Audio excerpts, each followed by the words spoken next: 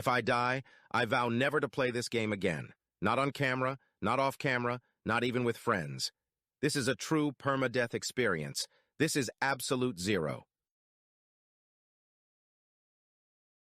My adventure in the arid desert began with my usual activity of piloting an airplane.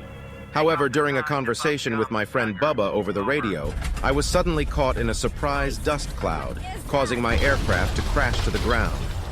Miraculously, I survived the ordeal, although not unscathed. I attended to my minor injuries by applying gauze and gathered the limited amount of food I had with me. To ensure my survival, I knew I needed to maintain a well-fed state, stay hydrated by drinking plenty of water, and protect myself from excessive sunlight and the scorching heat of the desert. Moving forward, I sought refuge in a nearby cave armed only with a makeshift wooden torch. I come in peace. Fortunately, luck was on my side as I stumbled upon a source of fresh water, which I eagerly drank from and replenished my canteen for future use. However, as I ventured deeper into the cave, I came across a haunting sight. A collection of decomposed bodies, remnants of unknown travelers who had long since perished here. The length of their presence in this desolate place remained a mystery. Emerging from the cave, I found myself on the other side of my plane wreckage. There, to my surprise, lay a useful splint in case I were to suffer a leg injury in the near future. I then discovered another cave entrance, but it was obstructed by a large boulder. Returning to the plane, I grabbed a shovel and a pickaxe, tools that would aid me in my continued journey towards safety. Pressing forward through the second cave, I eventually arrived at a site of ancient ruins. Among the ruins, I encountered a poor little vizcacha that had succumbed to the harsh environment. Not far from there, I discovered another vizcacha that was still alive and couldn't resist the urge to pet it, captivated by its undeniable beauty.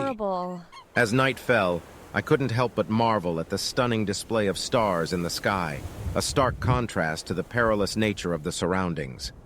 Having survived my first day in the Atacama Desert, I decided to cook the meat from the deceased vizcacha for sustenance. After savoring my meal, I took one final glimpse at the mesmerizing night sky and settled in for the night, marking the end of my eventful first day. On the second day of my adventure, my mission was to find a way to descend the mountain and locate my friend Bubba. Bubba? While standing next to a large rock, I spotted attention. what appeared to be Bubba's campsite off in the distance.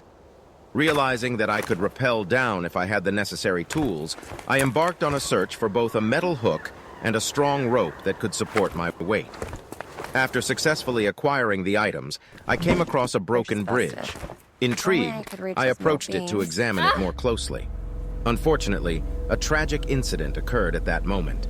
I lost my footing and slid down the mountainside, resulting in my untimely death. As promised, I will never play this game ever again. I just want to say how unbelievably disappointed I am that I died in such a stupid fucking way, dude. That's all I got. So,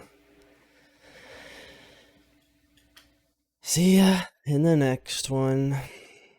Bye-bye, ARID.